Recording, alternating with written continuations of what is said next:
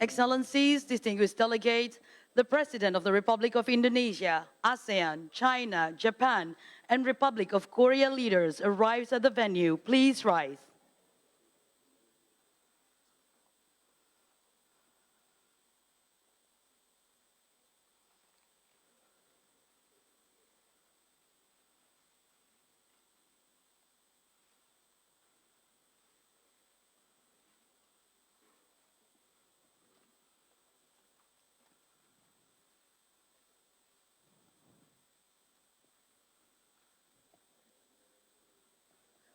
Please be seated.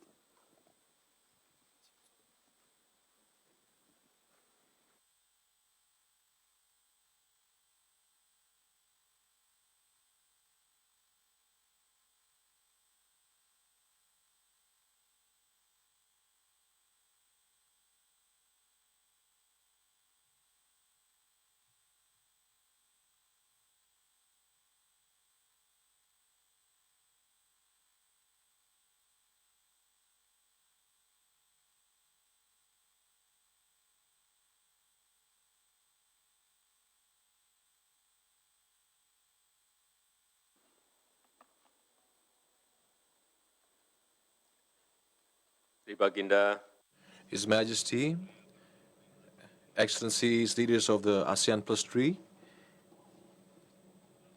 for more than 2 decades, the ASEAN Plus Three has produced many results and has become a motor of growth in the region. However, we cannot be complacent. We must continue to develop and create new cooperation opportunities where the development of the green economy could be one of our priorities in the future. ASEAN greatly appreciates the support of China, Japan, and the Republic of Korea towards the development of the EV battery ecosystem and the ASEAN Indo-Pacific Forum. This is important for the progress and growth of our region. Nevertheless, this goal will inevitably be disrupted if peace and stability of the region cannot be maintained. Therefore, I invite all of us to share the same feeling, to share the same awareness, to collectively maintain regional peace and stability by continuing to respect international law. That is all from me, and with this, I hereby declare the 26th ASEAN Plus Three Summit open.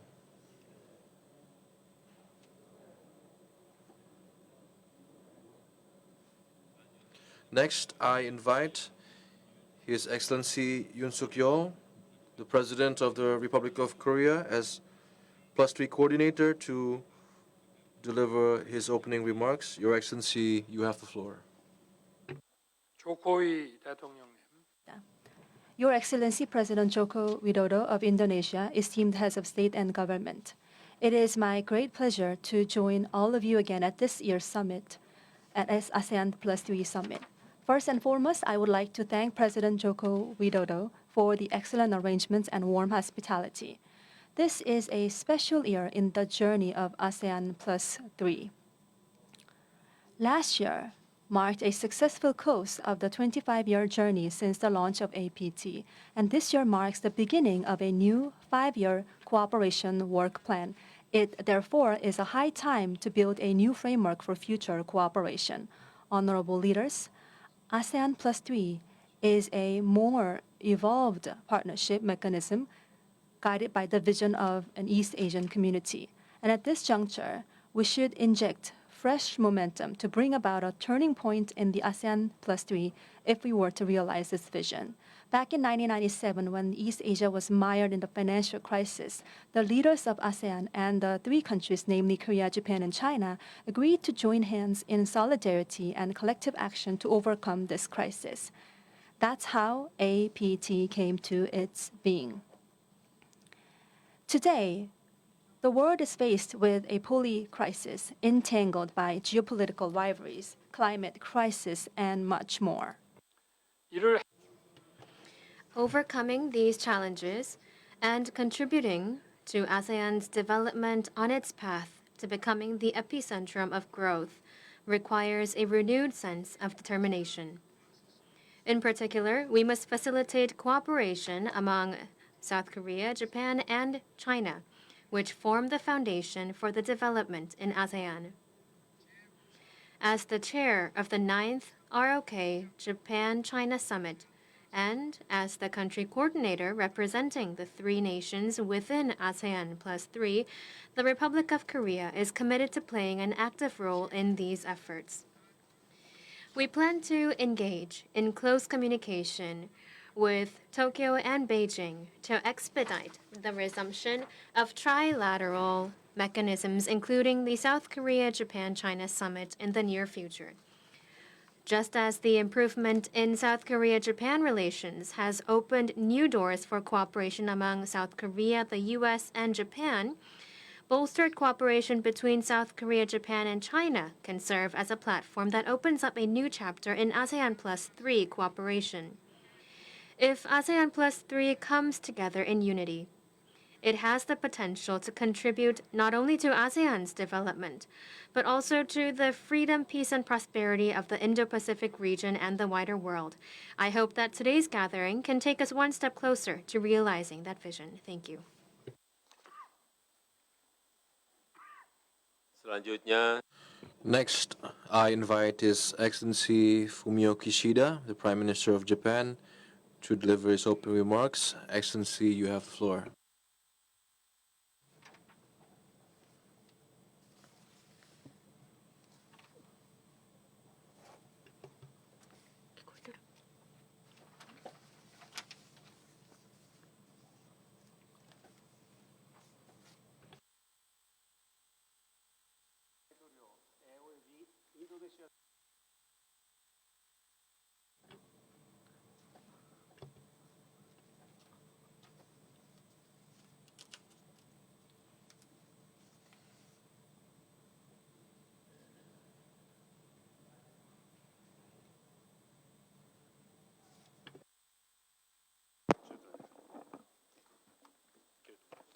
Okay.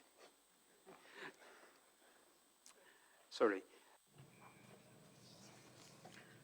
I would like to express my heartfelt appreciation to our host, President Joko Widodo, as well as the government of Indonesia. I would like to also welcome participation of Prime Minister Guzman of Timor-Leste as an observer. The international community is at a turning point for the era. The world is facing multitude and complex crisis of climate change, global health issues, as well as Russian aggression against Ukraine. As we see the structural changes happening in the international community, in order for the Indo-Pacific region to be the epicentrum of the growth, it is indispensable to maintain and strengthen free and open international order based on rule of law. ASEAN Plus Three, starting with coping with the Asian financial crisis in 1997, we have been able to effectively respond to the global crisis of COVID-19 expanding.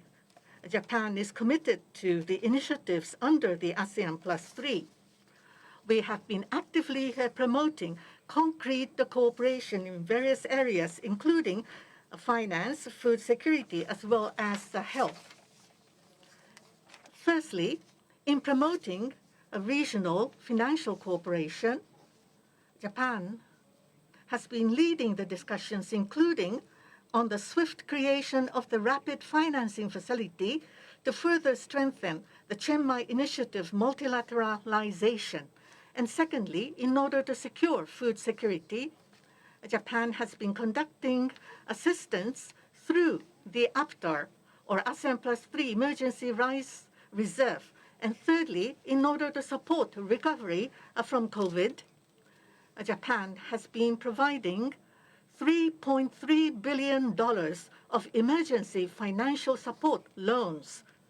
Japan has consistently supported the ASEAN centrality as well as unity and also mainstreaming of the AOIP, ASEAN Outlook on Indo-Pacific.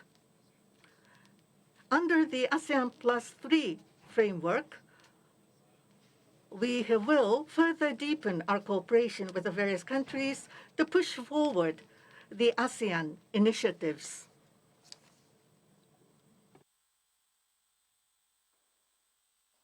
Terima kasih, Yang Mulia. Thank you, Excellency. Next, I invite His Excellency Premier Li Qiang, the Prime Minister of China, to deliver his opening remarks. Your Excellency President Joko Widodo, colleagues, it is a great pleasure for me to join friends old and new at the ASEAN Plus Three Summit. I wish to thank President Joko Widodo and the Indonesian government for the thoughtful arrangements made for this meeting. Since its inception over 2 decades ago, as a response to the Asian financial crisis, the APT Cooperation Framework has weathered the tests of the global financial crisis and the COVID-19 pandemic and played an important role in driving regional progress and prosperity. We Chinese often say, just as a fence needs the support of 3 stakes, even an able fellow needs the help of 3 friends. The more difficult the situation, the greater the need for solidarity and collaboration. A review of the many multilateral cooperation mechanisms in the world would show that they are all essentially about creating and expanding networks of friends. In these networks, there are both next-door neighbors and partners further afield. Then comes the question, what principles should we go by as we make friends, choose partners, and live with neighbors in these mechanisms? As President Xi Jinping noted, one can find partners in both those who share the same ideals and those who choose common ground over differences. In our engagement and interaction, a key principle is to seek common ground while reserving and resolving differences. To seek common ground, we must first acknowledge our commonalities. For APT countries and indeed all countries in Asia, there are so many things we share in common. Well, first, we share a common home. We are connected by shared mountains and rivers, bound by similar cultures and traditions. These underlying commonalities are the reason behind our time-honored history of friendly ties. In this common home, we all gain from its peace and prosperity and suffer in the event of upheavals and chaos. Well, second, we share common interests. We all played our part in creating the Asian miracle of economic growth. In the past 10 years, the combined GDP of APT countries as a share of the global economy increased from 24.7% to 27.6%. We are each other's important economic and trade partners, and our industrial and supply chains are deeply integrated. If we can continue to enhance openness and cooperation, we will surely forge an epicentrum of global growth. The third, we share common opportunities. We are each other's opportunities and can inject strong impetus into global development. The Chinese economy is now on track to realize the annual growth target of around 5%. More importantly, China is advancing high-quality development and Chinese modernization on all fronts. The Chinese economy enjoys bright prospects and will continue to generate fresh and greater opportunities for the region and the rest of the world. While we remain steadfast in seeking common ground based on the commonalities, we shall have nothing to fear about the differences, and we'll be able to find the right way to resolve them. Disagreements and disputes may arise between countries due to misperceptions, diverging interests, or external interferences. Whatever the cause, it is vital to face the issues squarely, remove misunderstandings, and keep the differences in check. Facing up to the problems is a prerequisite for finding solutions, whereas an ostrich policy would only make things worse. The most effective way to clear up misunderstandings is to strengthen exchanges and increase mutual understanding and trust through sincere communication. To keep differences under control, what is essential now is to oppose picking sides, oppose bloc confrontation, and oppose a new Cold War, and to ensure that disagreements and disputes among countries are properly handled. Our meeting and discussion here are actually a concrete action in seeking common ground and resolving differences. We need to bear in mind the larger interest of peace and development in Asia, approach the commonalities and differences between countries in the right way, and make the foundation of APT cooperation even stronger. We should work in concert to meet various types of risks and challenges, promote development, prosperity, and stability of our region, and build an Asian community with a shared future. That concludes my opening remarks. Thank you. Terima kasih. Thank you, Excellency. Next, before we begin the closed plenary session, I respectfully ask the media personnel to vacate the meeting room. Thank you.